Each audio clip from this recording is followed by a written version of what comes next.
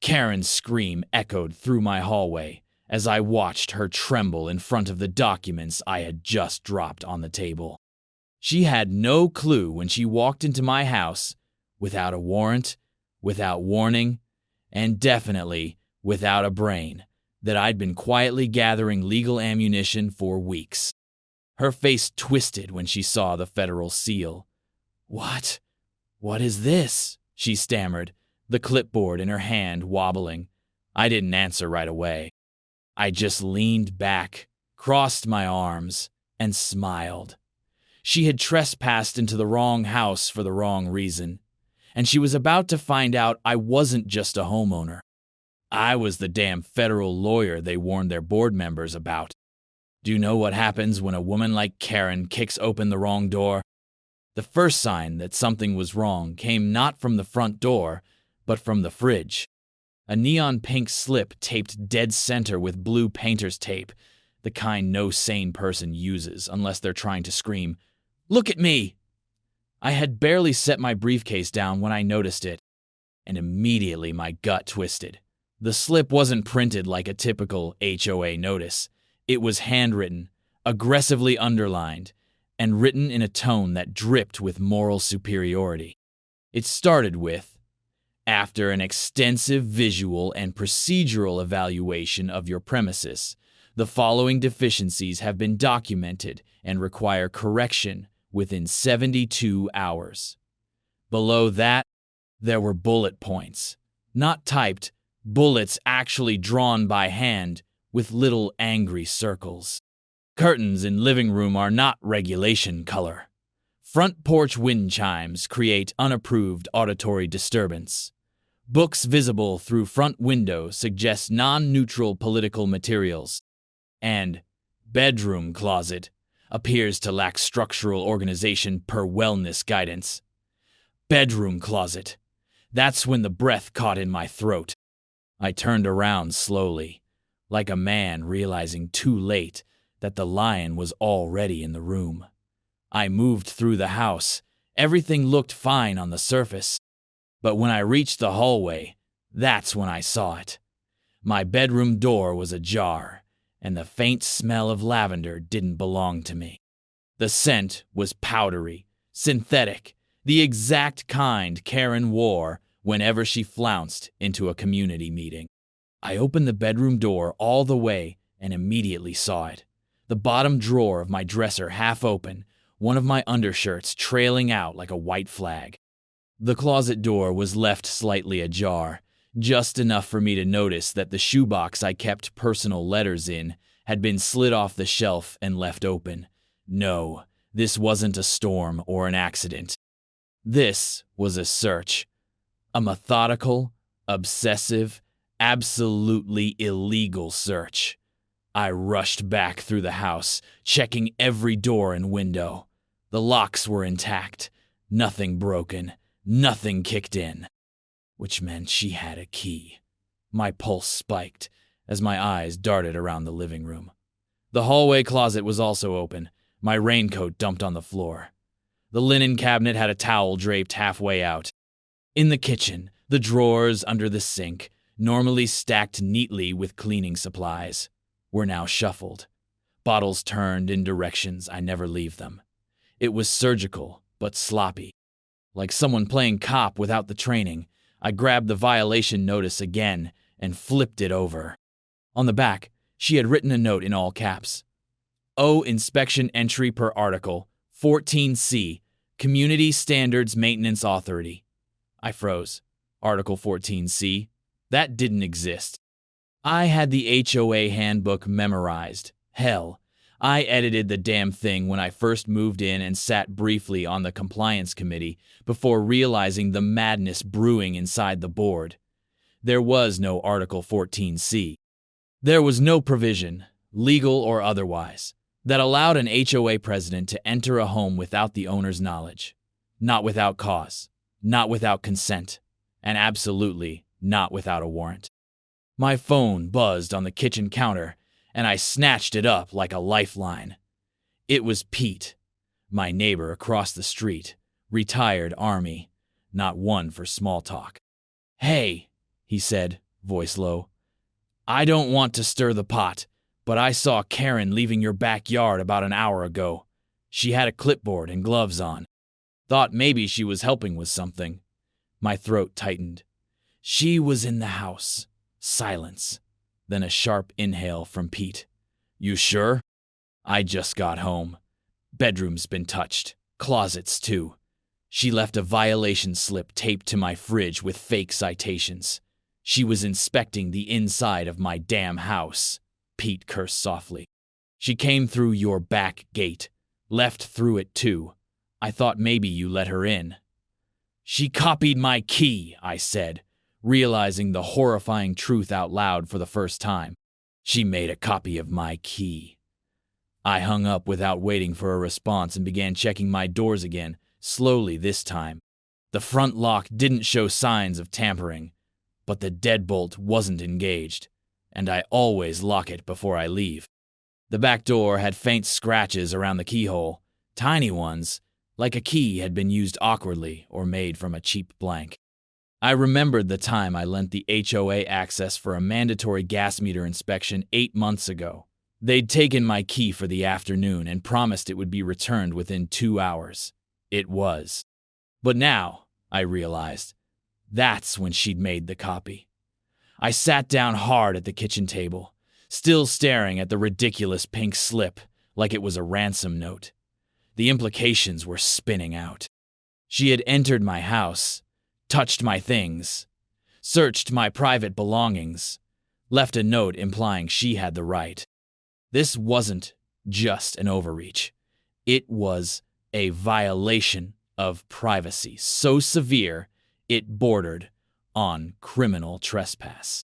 And the way she did it, with handwritten bullets and vague references to auditory disturbances and political material, it wasn't just legal posturing, it was personal. I took a breath, forcing myself to focus. I needed evidence. I needed clarity. So I did what any lawyer worth their bar card would do. I documented. I pulled out my phone and took pictures. The open drawers, the pink slip, the scuffed keyhole, the closet, the linen cabinet. I even filmed a walkthrough of the house, narrating everything calmly, time-stamped, and emailed it to myself. I pulled up the HOA rulebook and scrolled furiously. Just as I remembered, there was no 14C. She made it up. Probably counted on the fact that most residents wouldn't check. Just assume she had the right. And the more I thought about it, the more I realized this wasn't a mistake. This wasn't an accident. This was a test. She had stepped into my home to see what she could get away with. She wanted a reaction. She wanted submission. And that's when I made the decision. I wasn't going to scream. I wasn't going to knock on her door and demand answers. I was going to document, strategize, wait. Let her feel safe in her delusions of power. Let her hang herself with the rope she was already weaving. That night, I drove straight to the hardware store and bought a full set of smart locks, keypad, and fingerprint access only. I installed an indoor security system with cloud backups and motion sensors. 3 cameras inside, 4 outside, 1 directly above each entrance.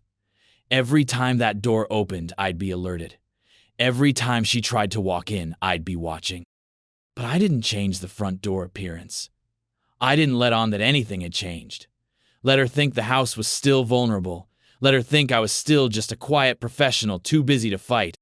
Because while Karen had just trespassed into my home with a clipboard and bad perfume, what she didn't know, what she couldn't possibly know, is that the man whose bedroom she just violated, he didn't just study the law, he wrote it.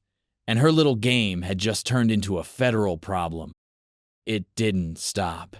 That was the part that made my jaw clench every time I turned the corner into my driveway. Karen hadn't just violated the sanctity of my home. She had tasted it, liked it, and decided she could keep coming back. Over the course of a week, my house became her playground. The next morning, after the initial break-in, I received another notice, this one folded neatly into an envelope with the HOA seal slapped on the front, like a blood-red stamp of authority. It accused me of non-compliant color deviations, specifically that my front stoop was 2 shades off regulation taupe. I opened the envelope slowly, seated on my porch steps, and stared at the claim like it was written in alien language. 2 shades off? My stoop was beige. Standard, unremarkable, subdivision beige. But that wasn't the point. The point was control. The point was picking something so subjective and arbitrary that she could justify another inspection, another intrusion, another step inside.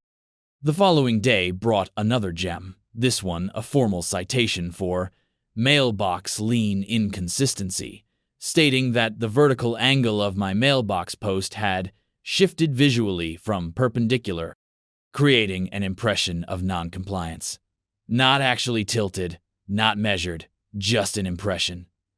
My camera system, still freshly installed, didn't catch anything on that one. But I knew what was happening. Karen had found a taste for violation, and she was escalating. The next morning, I left home at 8:15 a.m. like usual. I took the long route to my office just to give her time, and sure enough, by 9:37 a.m., my phone buzzed. The alert was short, cold, and damning. Back door opened. Motion detected. I had the entire system linked to my cloud account. I paused in the parking lot of my office, pulled up the footage, and there she was. Blonde bob bouncing, clipboard in hand, gloves on, pushing open the back door with a key she was never supposed to have. She stepped in like it was hers. The timestamp was sharp. She stayed for 7 minutes. Didn't go upstairs this time, just the kitchen and hallway, glancing at each camera, completely unaware they were live and silently tracking her. She had the nerve to scribble on her clipboard while standing in the middle of my dining room, then snapped a picture of a spiderweb in the corner near the ceiling like it was a war crime. Then she walked out, calm, collected, invincible. I didn't go back home that day. I stayed at work, grinding through meetings with a pit in my stomach and murder in my throat. That night, I reviewed the footage frame by frame, watched her pause at my bookshelves, watched her peek inside the laundry room, watched her breathe in my air like she owned it. That's when the real shift happened in me. This wasn't enforcement. This wasn't even harassment. This was stalking. This was psychological warfare under the banner of community standards. And she was using her HOA badge like a fake cop flashing a plastic gun. I updated my evidence folder. I compiled the videos, the pink slips, the timestamps, the security logs. I called in a favor with a friend from law school who worked in the DA's office. Just a casual conversation, just a what would you say if discussion. His answer was clear. If she's entering with a key and you didn't authorize it, you've got criminal trespass. If she's doing it under color of authority, pretending she has legal right, you've got impersonation. And if she's doing it repeatedly, that's stalking, my friend. And stalking gets real ugly real fast when the paper trail starts stacking up. By Thursday, I had 5 separate citations, each more absurd than the last. One warned me that my porch light was too bright for neighborhood consistency. Another claimed my hedge was shaped in a way that could be interpreted as aggressive. I'm not making that up. She literally accused my landscaping of being hostile. But the 5th one? That was the tipping point. It was left inside my home again, on the kitchen counter. No envelope this time. Just sitting there, like a calling card. Interior audit reveals excessive dust accumulation on baseboards, it read. Suggest immediate remediation to avoid escalation to hygiene violation status. She had been in my house again. Not just entered, audited, evaluated. Stalked my baseboards like a forensic agent. The cameras showed she came in at 2, 2:12 p.m. and left at 2:19. Silent, precise. A ghost in her own mind, but now I had her. Multiple entries, multiple timestamps, multiple violations, and all caught in glorious HD video with sound. I sent it all to my lawyer friend. I filed a formal complaint with local law enforcement, not just a police report, but a notarized affidavit detailing the entries, citing HOA bylaws, listing the videos. I had the rule book open and bookmarked every section she had violated. And not just HOA rules, actual state code, criminal code. And then I went a step further. I filed a formal cease and desist letter, backed by civil code, sent directly to the HOA board with Karen's name in bold print at the top. It wasn't just a warning. It was a grenade with the pin pulled. The letter accused Karen of repeated unauthorized entries, impersonation of lawful authority, stalking behavior, and fraudulently citing non-existent bylaws. I attached copies of the footage. I demanded that her access to all member keys be revoked immediately, that a special emergency hearing be scheduled, and that she be removed from any enforcement activities pending investigation. I delivered a physical copy to the HOA Dropbox, and I sent a digital version to every board member, every homeowner on the email list, and even CC'd the neighborhood legal liaison. I expected silence. What I got was worse. The next morning, instead of a response, I got 3 new violations. 3. One said that my recycling bin was visibly overfilled, even though it had been collected the day before. Another said that my back patio furniture was unanchored and could pose a risk in high winds. The third, that I had willfully weaponized communication protocols to destabilize HOA governance. That was an exact quote. Karen had flipped the script. She was painting me as the threat, me as the troublemaker, me as the dangerous resident, waging war on the peaceful order of the HOA. That was when I knew she wasn't going to stop. Not because she didn't think she was wrong, but because she thought she was untouchable. She thought I was just another homeowner, just another piece of property. But what she didn't know, what none of them knew, is that I had a law degree with federal certification. I wasn't just some guy with a camera. I was someone who'd clerked for a circuit judge, drafted actual case law, and had spent the last decade building a reputation so clean and surgical that when it came time to move, I wouldn't miss. The trap was already halfway sprung. She just hadn't realized she'd stepped into it. Yet. I started where any real war begins. Not with confrontation, but with research. If Karen was willing to break into my house and write violations about the scent of my laundry detergent, there was no way I was her first victim. I began quietly, blending into neighborhood routines while collecting whispers. I walked my dog at odd hours, lingered near mailboxes, waved at retirees trimming hedges. People talk when they think you're harmless, and I let them believe exactly that. The first story came from Mr. Alvarez, 2 blocks over. His late wife, Martha, had tended the same rose garden for 27 years. Her hands built it. Her ashes were buried in a ceramic urn beneath the archway that held her prized crimson climbers. 3 months after she passed, the HOA sent a notice demanding immediate removal. Non-standard flora configuration, it read. Mr. Alvarez refused. 2 weeks later, he came home to find a landscaping crew on his lawn, plants ripped from the soil, lattice broken into shards, the urn gone. He was in tears when he told me. Karen said it was never approved. Said it was time the community moved forward. When he threatened to sue, the board offered a $500 landscaping credit if he'd sign a waiver agreeing not to discuss it. He took it. What else could he do? He was 78 years old and living on Social Security.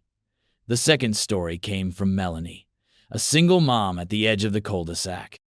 Her daughter had drawn hopscotch squares in pastel chalk on the sidewalk, something most neighborhoods would find charming. Not Karen. Melanie received a fine for permanent defacement of community pathways, a 300 violation.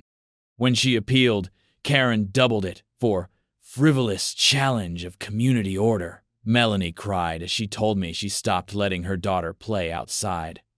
"I thought I was losing my mind," she said. "She made me feel like I was raising a criminal." There were more. A veteran cited for flying an American flag on a pole that was 2 inches above the acceptable height.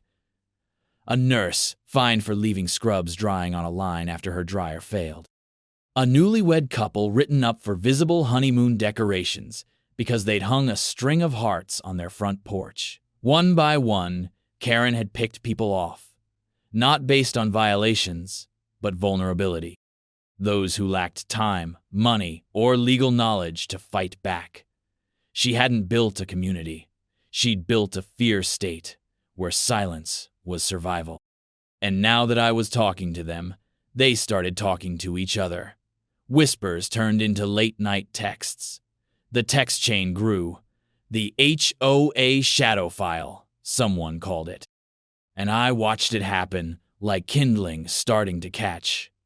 But I didn't let it become a blaze. Not yet. I told them to wait. That the right fire, at the right time, burns everything. In the background, I prepared the legal kill shot. I filed a silent discovery hold in the local court, a preservation motion requesting all HOA board communications, violation records, board meeting minutes, financial statements, and most importantly, key access logs. It didn't go to Karen. It went to the HOA's general counsel, a disinterested, overworked man named Ron, who filed it without a second glance and replied with a standard confirmation. I knew he hadn't told her yet. Perfect. It meant she'd walk right into it. I followed that by filing a federal form requesting access logs for digital entry systems, timestamps, usage, even duplicate key requests. Because while Karen had been writing me up for baseboard dust, I'd been subpoenaing the digital footprints of her crimes. And they were many. The HOA's office kept a key log, albeit poorly managed. But under civil code, I had every right to inspect the records as a homeowner, especially while under alleged investigation. So I did.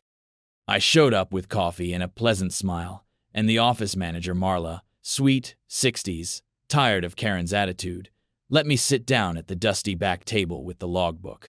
What I found turned my stomach.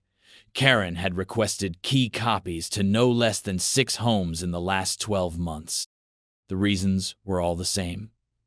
Emergency inspection authorization. No actual emergencies listed. No homeowner signatures. No prior notice recorded. One entry stood out in black ink and perfect penmanship. Mine. Copy made for one-time wellness review. Key returned after inspection. That was dated 2 months ago. She never gave it back. I photocopied the log. Photographed each page. Labeled the inconsistencies. Noted how 4 entries used made-up bylaw references that didn't exist anywhere in the HOA charter. I compared those with citations neighbors had received. A perfect match. Karen was inventing laws, then using them to access homes she deemed problems. The moment the pieces came together, it became clear. This wasn't just misconduct. This was systemic abuse of authority. This was criminal trespass, false impersonation of regulatory power, destruction of property, and intentional infliction of emotional distress, repeatedly, systematically, and under the color of administrative authority. It was RICO if you wanted to get ambitious. I didn't, not yet. What I wanted was Karen on record, striking again, thinking she still held the leash.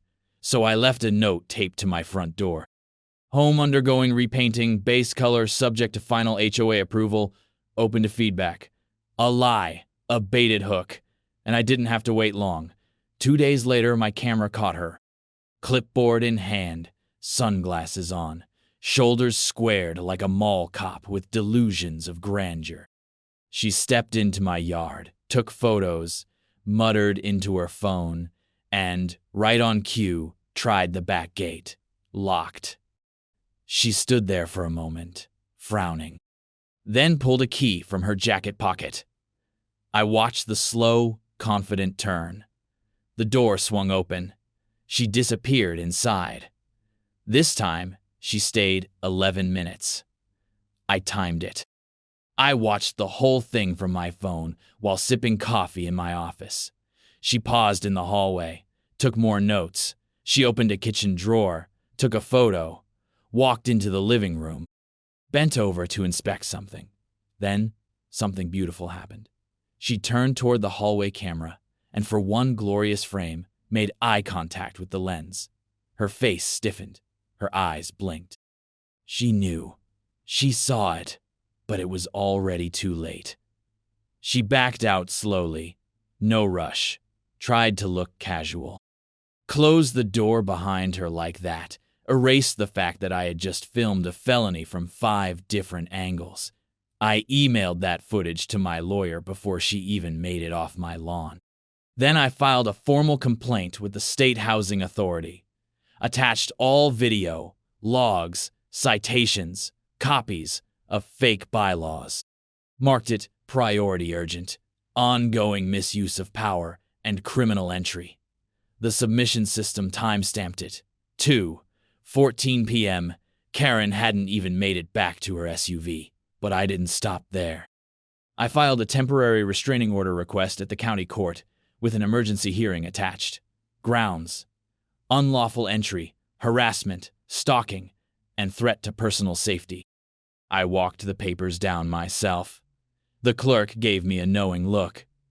"Another HOA case?" she asked. "You have no idea," I said. I went home that night with my porch lights glowing brighter than ever, every camera rolling, and a folder on my desk that was thick enough to break bones. I poured a drink, sat down, labeled the final file, Operation Karen Collapse. The trap was set. All I needed now was the right trigger. And based on her history, she wouldn't be able to resist. It happened on a Wednesday afternoon. The kind of ordinary weekday that starts with coffee and ends with a firestorm. The sky was overcast, the neighborhood quiet, and I had deliberately canceled all my meetings to stay home. Every door was locked. Every room was monitored. The cameras were rolling, body cam clipped to my shirt, phone in one pocket, law book on the table. It was time. I sat at my kitchen island, laptop open, a mug of black coffee steaming beside me as I quietly worked through final red lines on a brief for federal court. But that wasn't the real work. The real work sat minimized in the corner of my screen. A live feed from 7 security cameras and 2 interior motion alerts, all calibrated to notify me the second Karen took the bait. And she did, right on schedule. Like a cat that can't resist the canary, no matter how many feathers, it's already coughed up. At 2:17 p.m., the front lock turned. I didn't flinch. I didn't breathe. The camera above the door gave me a full, high-resolution view. Karen, sunglasses perched on her nose despite the cloudy sky, clipboard in one hand, gloved fingers on the doorknob, her face fixed in a familiar expression of smug inevitability. She thought I wasn't home. That was her first mistake. The door creaked open. She didn't announce herself, didn't knock, didn't pause, just stepped inside like she owned the oxygen.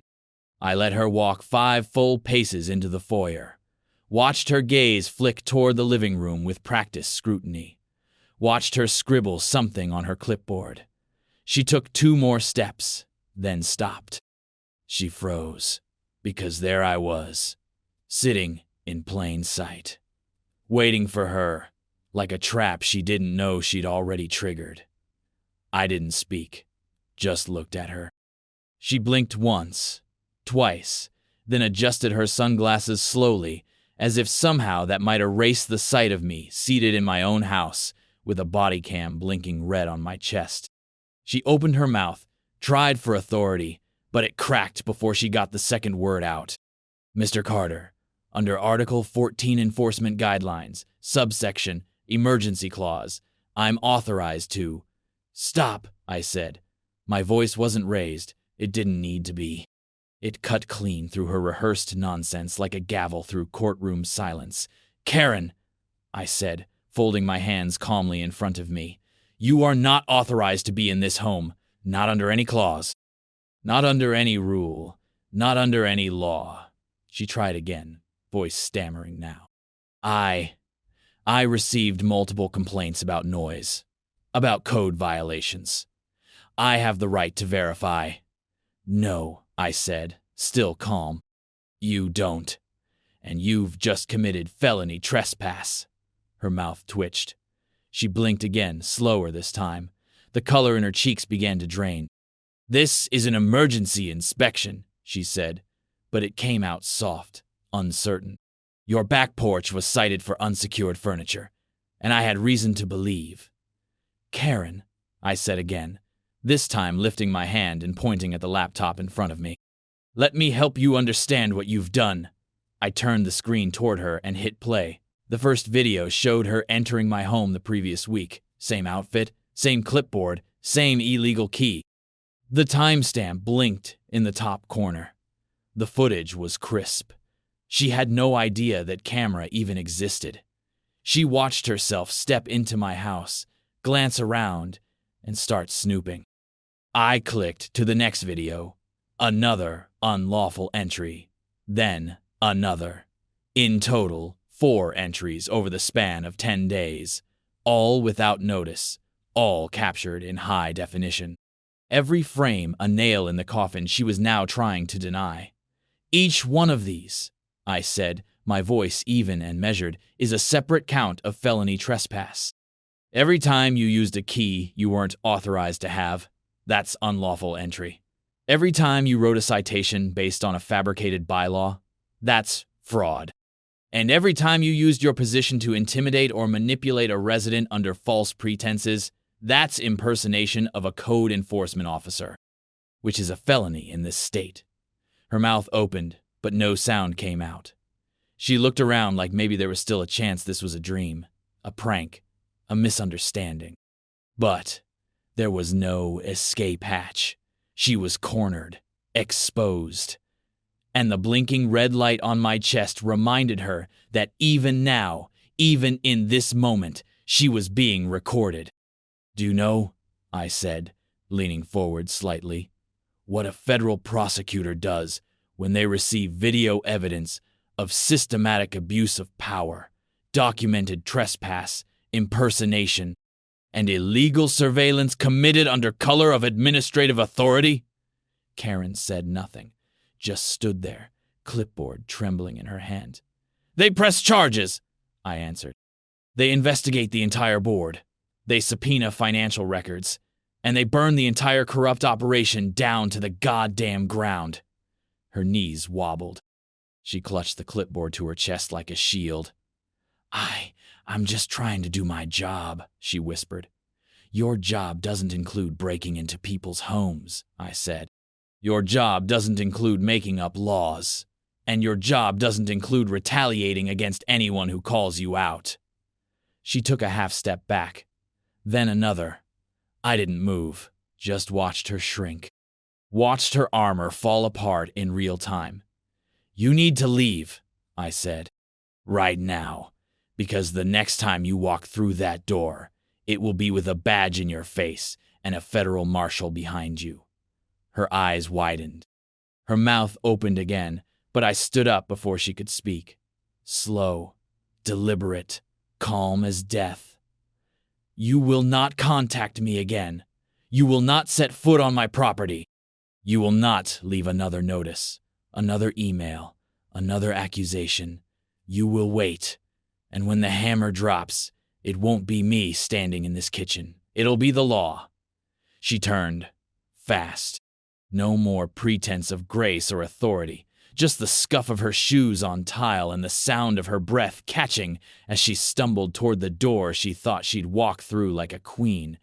She didn't even close it behind her. Just let it swing shut with a hollow thud. I didn't chase. Didn't yell. Didn't even watch her leave. I sat back down, opened my phone, and pulled up the number I'd been waiting to dial for 2 weeks. My thumb hovered over the call button. Then I pressed it. U.S. Attorney's Office, Southern District, came the voice on the other end. "This is Carter Donovan," I said, voice flat. "Put me through to Vincent Blaine. Tell him it's about that HOA case I flagged last month. The one I said was about to erupt." There was a pause. Then, "Hold, please." When Blaine picked up, I didn't waste time. "She walked in today," I said, "while I was home. I have it all on camera. 5 illegal entries, false citations, impersonation. I've also got a preservation motion filed and a dozen witnesses willing to testify she's been targeting them for years. You ready?" His voice was steel. "We've been waiting. Time to move." I closed the laptop, unplugged the body cam, and began transferring files. Not to a folder, not to a drive. To evidence chain. To federal hands. The hunt was over. The prosecution had begun. It took exactly 23 days. That's how long it took for the gears of justice to turn from quiet conversation to full-scale detonation. The day after Karen walked into my house for the last time, I submitted the final evidentiary packet to the U.S. Attorney's Office, and by noon, I had 2 assistant federal prosecutors assigned to the case.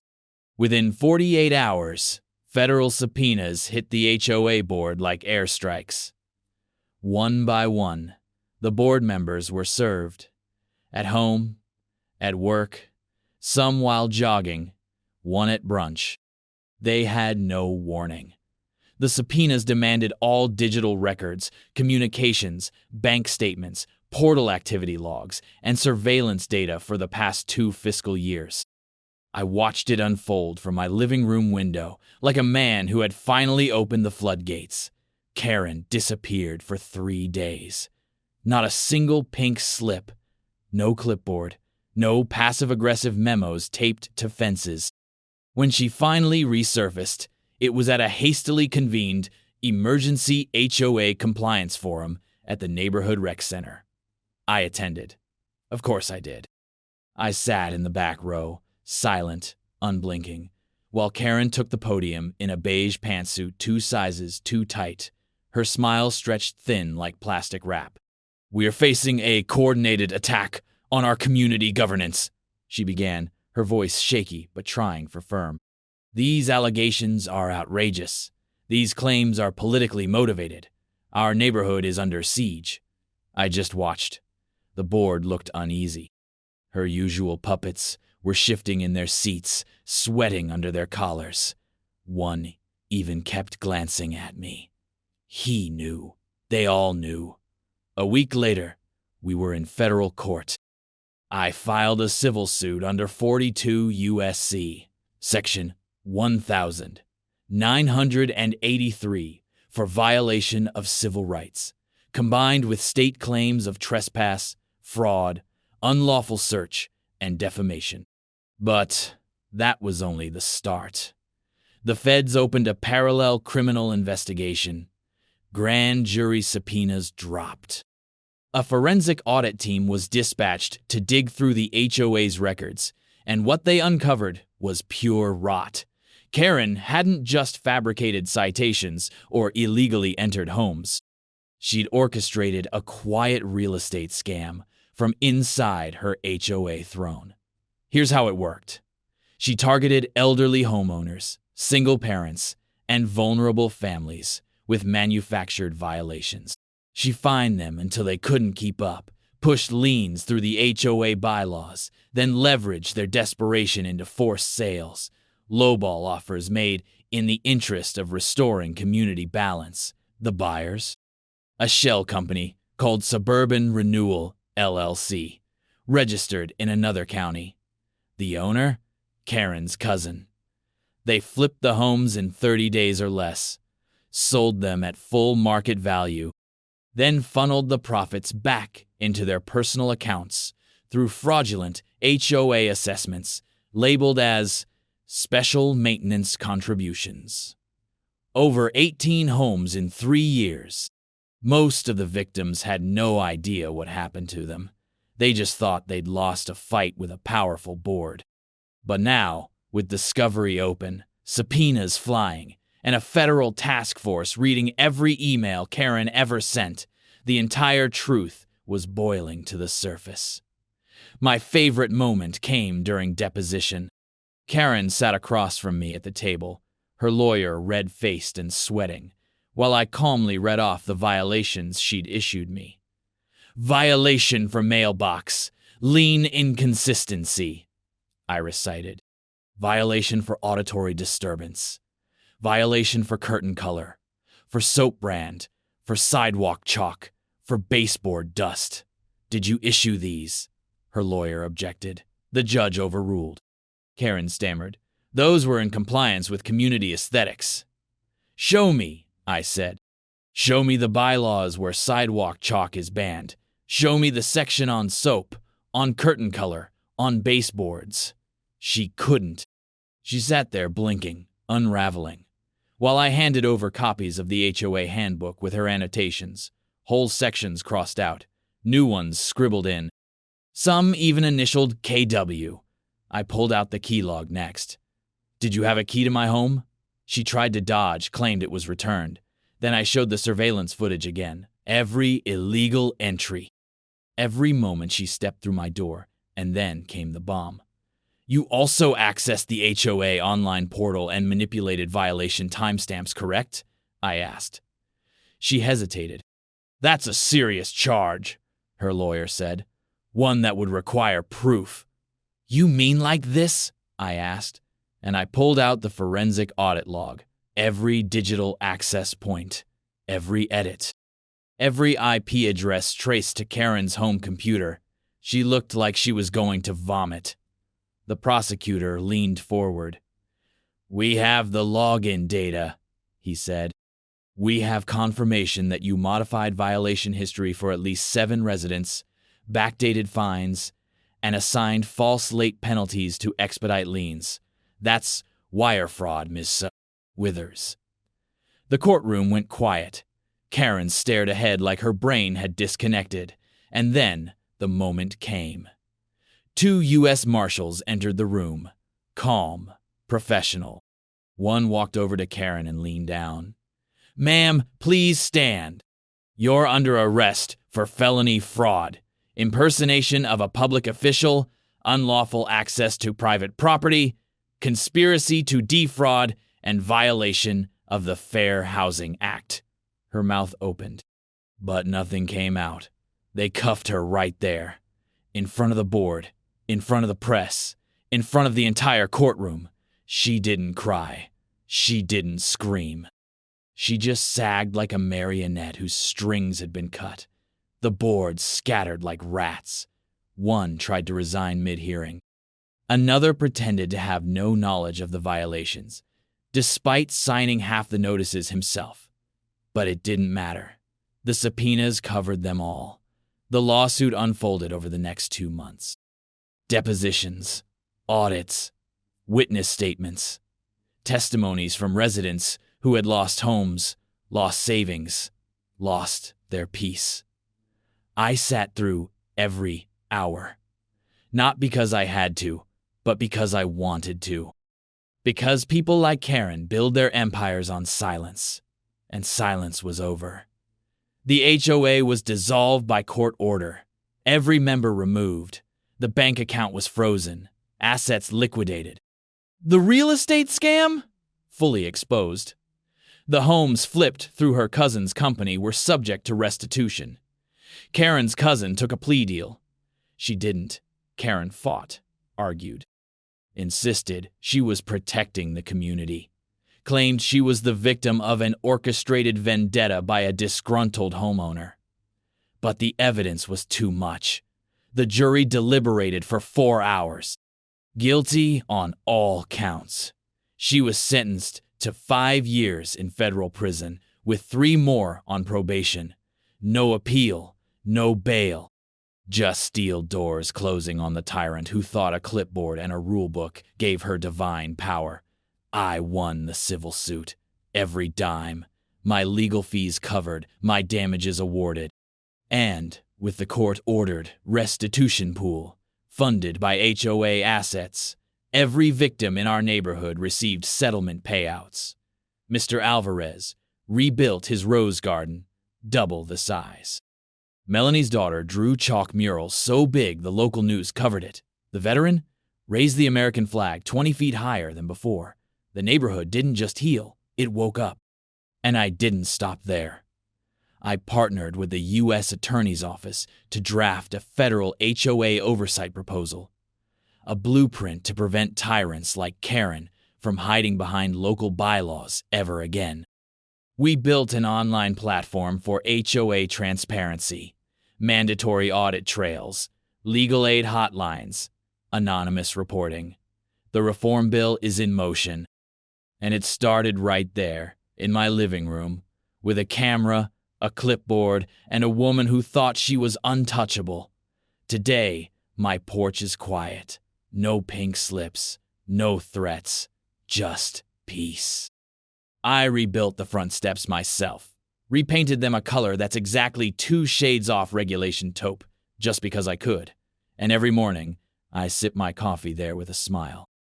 Because some people build homes, and others build walls. Karen tried to make my house a prison. Instead, she turned it into a precedent. And now, she wakes up every morning behind bars. I wake up free.